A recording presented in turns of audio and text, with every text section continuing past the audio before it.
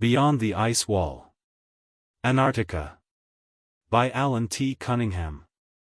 Narrated by Elam Christopher. Author's note. This book is a work of fiction. It draws inspiration from real historical events, treaties, and expeditions, but all interpretations, theories, characters, and conclusions presented here are imagined for storytelling purposes. Antarctica is the only continent governed not by one nation, but by all of them and by no one. Officially, it exists for peace and science. Unofficially, it exists to contain something. What if the ice is not merely a climate record, but a lid? Chapter 1, The Only Place We Don't Go. There is a reason maps end the way they do. Not with fire, not with monsters, but with white. Antarctica does not invite exploration, it tolerates visitation.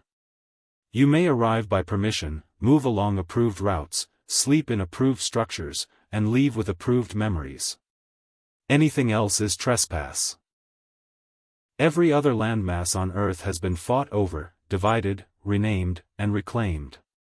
Antarctica has been agreed upon. That alone should unsettle us.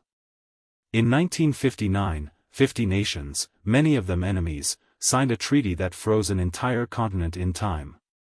No private expeditions, no independent resource claims, no permanent ownership, no military presence, no questions that were not scientific. And above all, no wandering. Official explanations speak of preservation and peace. But peace does not require surveillance, and science does not require silence. Captain James Cook learned this the hard way. He did not see a continent, he saw walls. Towering ice cliffs rose from the sea like the rim of a colossal bowl, sheer and unbroken, stretching farther than the eye could track. He sailed 60,000 miles trying to find a way through and failed. Centuries later, satellites would confirm what Cook suspected. Antarctica is not ringed by beaches or gradual shores, but by barricades of ice hundreds of feet high. A continent does not normally look like it is being contained. And yet, no one is allowed to ask what lies beyond the wall, or beneath it. The sea at the bottom of the world does not behave like other seas. It groans. It drags. It resists passage as if aware it is being crossed. Sailors who reach these latitudes speak of a pressure in the air, a silence so complete it feels artificial, as though sound itself has been muted by design. Dr. Elias Crowe first noticed the silence on a screen, not in the wind. He was reviewing global positioning overlays when the map simply stopped behaving. Lines that should have curved cleanly across the southern hemisphere bent, blurred, and then vanished altogether. Antarctica appeared not as a continent, but as an omission. Crowe did what analysts are trained to do. He checked for error. He recalibrated instruments. He requested older datasets. Each time, the same thing happened. Gaps. Smoothing algorithms where none were needed. Coordinates that return numbers but no location. Antarctica existed in theory, but not in full resolution. When he asked why, the room grew quiet. Across the world, Mara Voss was packing away her grandfather's belongings after her mother's funeral. Inside a water-damaged trunk, she found a journal wrapped in oilcloth, the pages warped but legible. The cover bore no title, only a date and a location, Ross Ice Shelf, 1973. The entries were not scientific. They were frightened. He wrote about ice cliffs that did not match satellite photos, about tremors that were not earthquakes, about a low-frequency sound that carried through the ground and into the body. Most unsettling of all, he wrote that their mission had succeeded, and that success meant they were never allowed to return. Mara understood then why his death certificate listed an accident with no details. Commander Henrik Solace stood on the deck of a supply vessel cutting through Antarctic waters, watching the ice wall rise ahead of him. He had seen it dozens of times, yet it never felt familiar. The wall was too sheer, too uniform, like a boundary drawn with intent. Officially, it was the result of millennia of compression. Unofficially, Solace had signed enough classified manifests to know that explanations ended where curiosity began. His orders were simple. Maintain compliance. Enforce routes. Report deviations. What his orders never explained was why compliance mattered more here than anywhere else on Earth. The wall loomed closer, and for a moment Solace thought he felt it watching them. This was not the edge of a continent. It was the edge of permission. Chapter 2, The Thaw Clock. The ice began to speak in numbers. Dr. Elias Crowe stood alone in a windowless room, watching graphs slope in a direction no model had predicted. The melt curves did not simply rise. They synchronized. Separate regions, thousands of miles apart, responding as if to the same signal, as if the ice were a single body adjusting its breath. Crowe overlaid the data with seismic harmonics recovered from restricted archives. The alignment was exact. The ice was thinning where the ground beneath it was warm, not with the chaotic warmth of magma, but with the steady patience of something regulated. A countdown emerged without being named. Across the ocean, Mara Voss read her grandfather's journal again, slower this time. Between the fear and exhaustion, she found patterns. He described symbols carved into ice-hardened stone, repeating forms that mirrored motifs she had seen before, spirals in Mesopotamian reliefs, stepped crowns in Andean temples, circles within circles etched into Scandinavian rock. Myths, she realized, were not inventions. They were memories translated badly over time. Flood stories. Sleeping gods. Watchers beneath the earth. Every culture remembered the same warning, told in different languages. Commander Henrik Solace received the alert at sea. A priority transmission marked with a color he had never seen used before. Melt acceleration threshold breached. Political consensus destabilizing. Emergency convocation ordered. He looked out at the wall again. Hairline fractures traced its surface like veins beneath pale skin. The wall was not failing violently. It was being permitted to fail. Solace understood then that containment was never meant to be eternal. It was meant to last until humanity could decide what it would do when the ice no longer obeyed. The ship's instruments flickered. For a moment, every compass needle pointed inward, not north or south, but down. News of the emergency convocation leaked within hours. Markets reacted before governments did. Old rivalries resurfaced under the language of urgency. Who controlled the routes? Who held the data? Who would decide when observation became intervention? Peace in Antarctica had always been conditional. Now the condition was failing. Crowe sent one message before his access was revoked. He sent it to Mara Voss. The ice is thinning where it should not. Your grandfather was right. Whatever is beneath the continent is not buried. It is waiting. Far below the ice, something adjusted. Not awake. Not asleep. Aware. Chapter 3, Descent. The sanctioned mission was not supposed to leave the surface. Orders were precise, corridors mapped, dwellings and labs approved, all movement monitored by satellites and compliance drones. Yet the melt projections and seismic anomalies demanded action, and Crowe, Solace, and Mara were drafted into a high-priority expedition with less preparation than any would consider safe. They departed under the guise of routine scientific investigation, but from the moment the plane touched ice, tension was immediate. Equipment was stripped down for speed, instruments untested, protocols truncated. Antarctica did not forgive haste. Descending through the thawed corridors of a fissure deeper than any known trench, the team entered a hollow beneath the ice, walls smooth as glass, reflecting their artificial lights with unnatural perfection.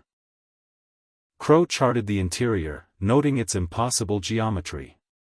Angles and dimensions that could not exist naturally, spiraling staircases descending into darkness, archways bearing symbols eerily reminiscent of every myth Mara had uncovered. Mara traced the carvings with her gloved fingers.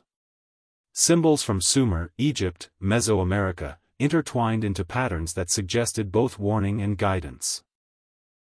Her grandfather's journal had hinted at something like this, yet nothing prepared her for the magnitude. This was a structure built to endure, deliberate, and ancient beyond measure. Commander Solace led the team cautiously. Each footstep echoed with authority and fear. Instruments flickered. Comms stuttered. It was as if the structure itself was acknowledging their presence, testing them, measuring the morality of their intrusion. Then, without ceremony, the archivist appeared. Not a figure in uniform, not a shadow on the wall, but a presence that carried authority heavier than any regulation. He or she, or the role itself, spoke once, voice layered over a dozen tonal registers, simultaneously human and impossible. Every camera, every recorder in the room captured the sound, yet none transmitted it outside the fissure.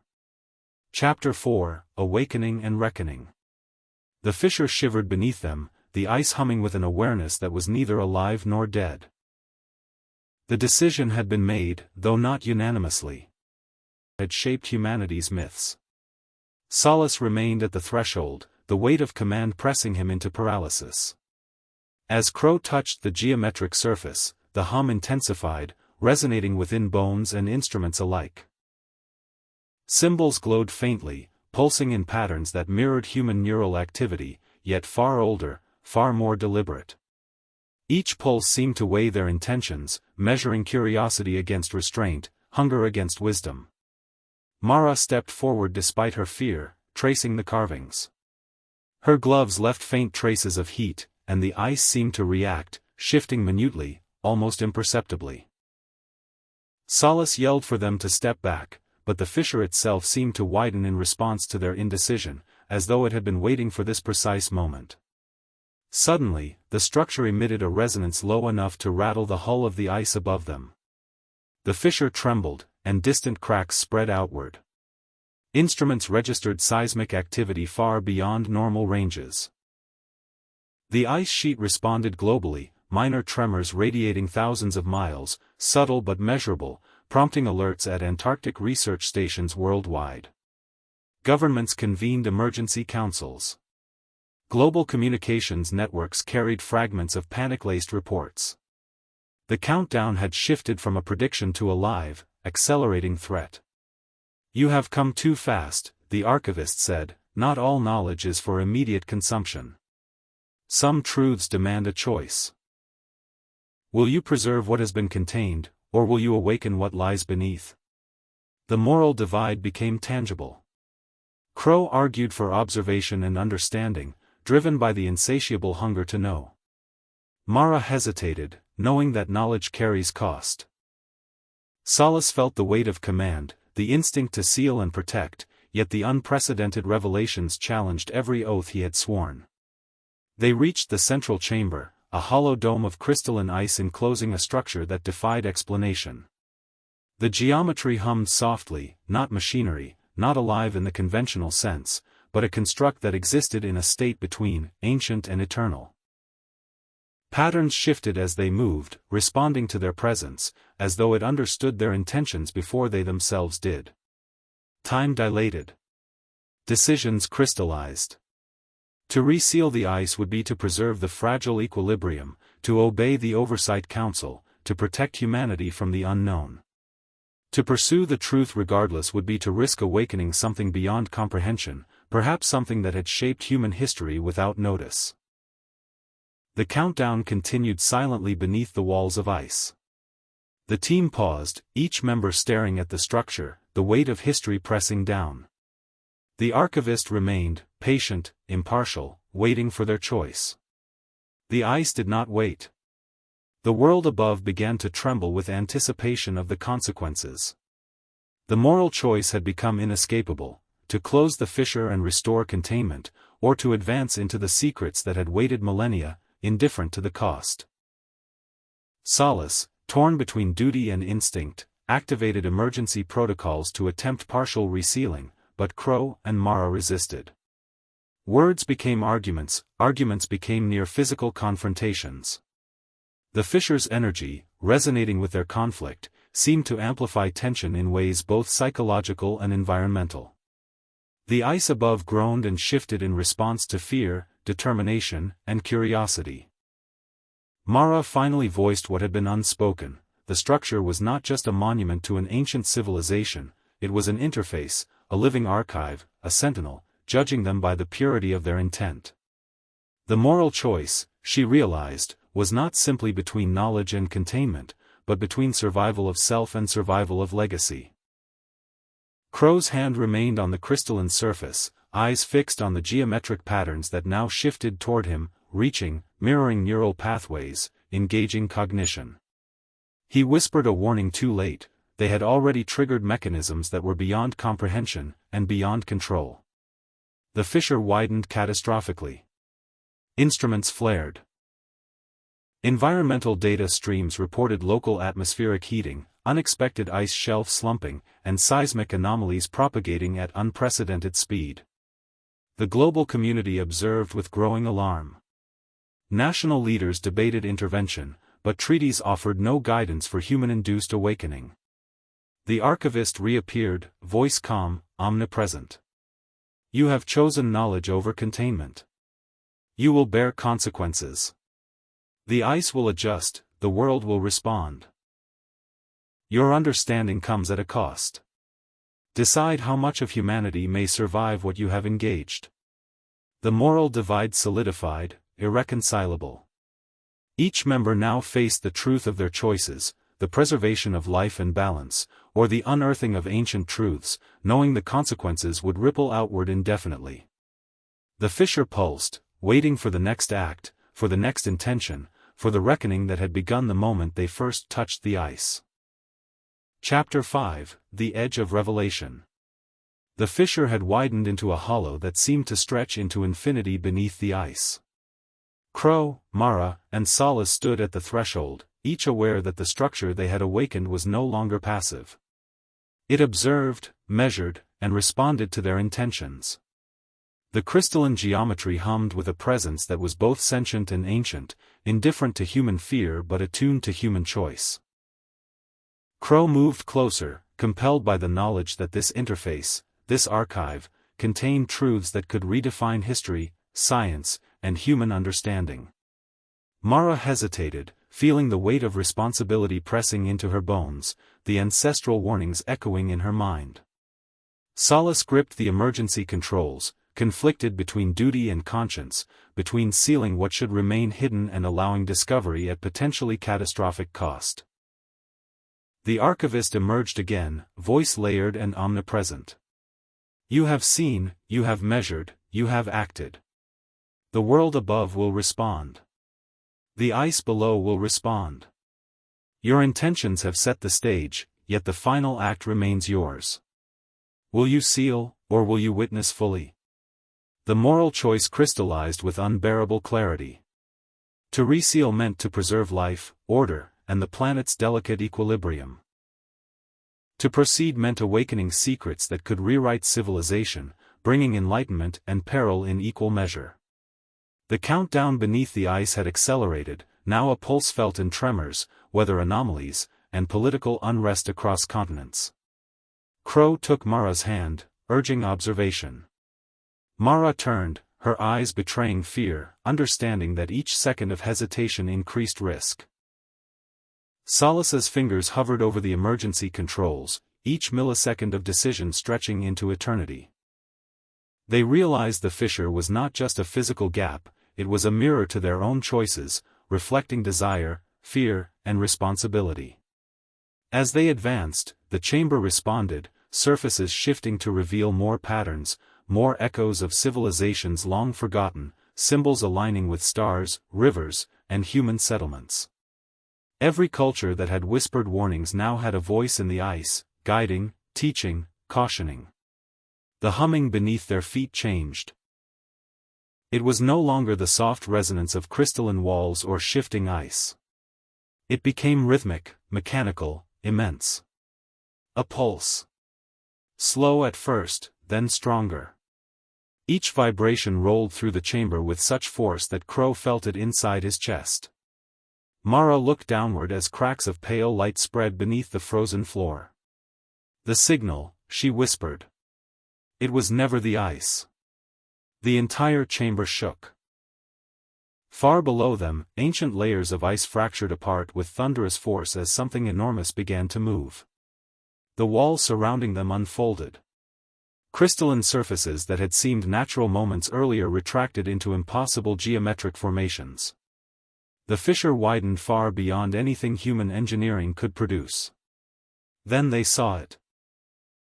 An immense structure emerged from beneath the ancient ice, larger than cities, dark metallic surfaces revealing themselves slowly through thousands of years of imprisonment. Sections illuminated one after another as if waking from sleep. Rows of light stretched endlessly across its surface while vast engines buried beneath the ice emitted the same pulse humanity had mistaken for seismic activity. Crowe stared upward in silence. "The pulsing," he said quietly. "Nuclear engines."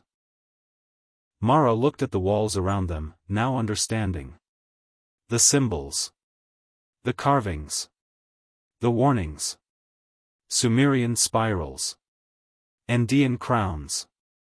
Ancient Egyptian markings. Nordic circles. They had never been separate mysteries. They saw this, Mara whispered. Thousands of years ago, they all saw this. The archivist stepped forward. "Your species recorded memory as myth because memory was easier to survive than truth." The ship continued rising. Ancient ice collapsed from its surface like dust. "The walls were never decoration," Mara said. "They were records." "They were preparation," the archivist replied. Across the world, warning systems activated. Military satellites changed orientation. Restricted communication networks opened. Emergency channels that had remained dormant for decades suddenly came alive. Solace's face lost color. They knew. The archivist turned toward him. "Your governments discovered fragments long ago. Observation became communication. Communication became secrecy." Crowe looked at the impossible vessel. "Contact?" he asked. "For many years." The answer landed harder than the tremors. Antarctica had never been protected because of resources. Not because of science. Not because of peace. It had been protected because something beneath the ice had never truly been abandoned. The ship rose fully into view now, hanging impossibly within the cavern, vast and silent, its engines pulsing with enough power to shake continents. Openings appeared along its surface. Light poured outward. The archivist looked toward Crowe and Mara. "You sought truth. Truth now seeks you." Crowe turned toward the rest of the team. Nobody moved. Nobody spoke. Mara reached for Crowe's hand. The illuminated passageway extended from the vessel toward them. "Wait," Solace shouted. But the ship had already chosen. Crowe and Mara stepped forward. Behind them, the remaining team watched in stunned silence as the two figures disappeared into the light. Moments later the enormous vessel began to rise. The ancient engines pulsed again. The ice walls trembled. And for the first time in human history, something that had hidden beneath Antarctica revealed itself to the world. The archivist observed silently, allowing them the full weight of their decision. There was no intervention, only witness. Whatever lay beneath the ice was not yet revealed fully, but the structure itself acknowledged their presence, preparing for the consequences of choice. Above the surface, the world trembled. Glaciers shifted, tides responded, governments scrambled, yet none could intervene directly. Humanity watched, powerless, as the team stood at the edge of revelation. Knowledge awaited, but the cost was uncertain. The fissure pulsed with awareness, the ice hummed with memory, and the world waited for the reckoning that had begun when the first hand touched the ancient structure. At the edge of everything known, they faced the eternal question: how much truth can humanity bear? Chapter 6: The Archivist's Witness. Time is not linear beneath the ice. The archivist observes decades, centuries, and millennia with equal patience. Each expedition, each discovery, each moral choice ripples through history, recorded in patterns that only the structure can interpret. Humanity has touched the surface before, but few have been allowed this proximity, and fewer still have influenced the outcome. Archivist log, 1859 expedition, reconstructed. Vessel circled the southern edge, ice walls climbing impossibly high. Observers reported anomalies in compass readings and tidal flows. The decision to turn back preserved the balance, and knowledge remained dormant. Archivist log, 1973 mission. Human curiosity approached forbidden corridors. Measures were enacted to ensure containment. Only partial observation permitted. Lessons from this era remain encoded in the ice for future reference. Archivist reflection, 2026. The current breach represents deviation beyond all prior models. Observation progressed into contact.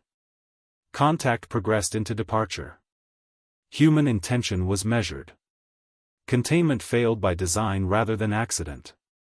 The vessel beneath the ice resumed function after cycles beyond human calculation. Dormancy ended when thresholds of curiosity, environmental instability, and cognitive compatibility aligned. 2 observers were permitted passage. Many witnessed. Few understood. The species above interprets revelation through politics, conflict, denial, and mythology. This is consistent with previous cycles. Communication channels established centuries earlier have become unstable. Institutions built around secrecy now experience failure conditions. The equilibrium shifts. The vessel has departed its resting place. Humanity believes discovery has occurred. Discovery has only begun. The departure created silence. Not ordinary silence, but the absence of something vast that had existed beneath humanity for longer than memory. Commander Solace stood at the edge of the shattered fissure staring upward through kilometers of fractured ice. The impossible vessel had vanished into cloud and distortion, leaving only scattered light fading through frozen dust. Nobody spoke. The remaining members of the expedition simply watched the empty space where something ancient had rested for millennia. Emergency transmissions flooded communication channels. Research stations across Antarctica reported power failures. Military satellites shifted orientation automatically. Long-range monitoring arrays overloaded attempting to interpret readings that no longer matched known physics. Solace finally activated his radio. "This is Commander Solace to Oversight Command." Static answered. Then dozens of voices. Not one command center. All of them. Governments that had spent generations hiding behind treaties were suddenly speaking at once. Confirm visual. Confirm departure. Confirm contact event. Solace lowered the radio slowly. They already knew. The realization landed heavier than fear. Entire careers. Entire military structures. Entire treaties. Built around protecting a secret humanity was never supposed to see. Around the world, financial markets destabilized within hours. Emergency councils convened. Restricted military flights crossed southern oceans without explanation. For the first time since the treaties were signed, nations openly argued over Antarctica. The archivist remained motionless. "You believed your species controlled access," the layered voice said. "You merely maintained waiting conditions." Solace turned toward the figure. "Why Crowe and Mara?" The archivist watched the empty sky above. "Because they asked different questions." The ground beneath them trembled softly. Not with the familiar pulse. With absence. Solace noticed it immediately. The vibration that had existed for decades. The low mechanical rhythm beneath the ice. Gone. Scientists would later describe it as relief. Military analysts would describe it as containment failure. Solace knew neither explanation was correct. For the first time in recorded history, Antarctica had become quiet. The silence frightened him more. Epilogue, after the tremor. Months later, research stations report unusual seismic readings, minor fissures propagating across regions previously considered stable. Glaciers shift, subtle changes in ocean currents ripple outward. No one can trace the precise source, but alerts remain elevated worldwide. Solace returns to formal duties, forever aware that duty may conflict with discovery in ways he had never imagined. The archivist's presence is no longer direct, but its record endures. Humanity has glimpsed a fragment of the ancient archive, but the depths remain unknown. Governments enforce stricter oversight, treaties are tightened, but speculation grows.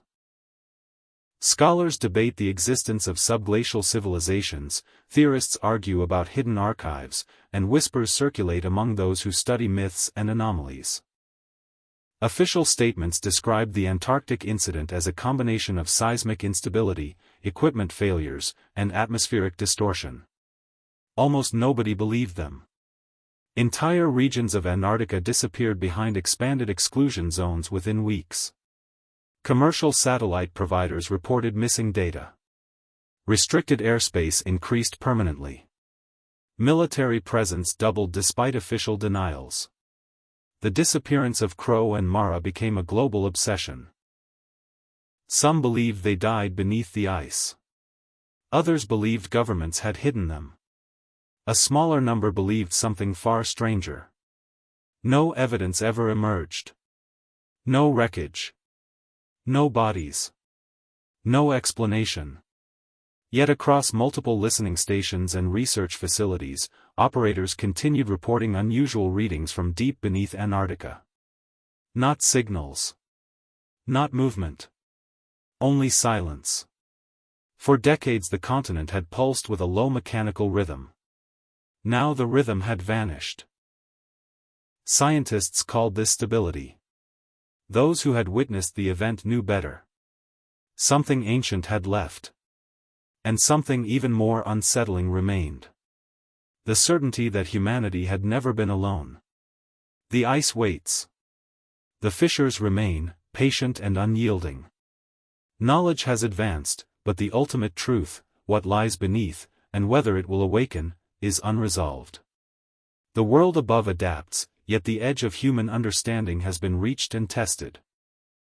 The Antarctic silence continues, heavier now with memory, and humanity can no longer claim ignorance, only the choice of what to seek, and how far to go. The ice does not sleep. It remembers, it observes, and it waits. For those who follow, the judgment is in the journey itself.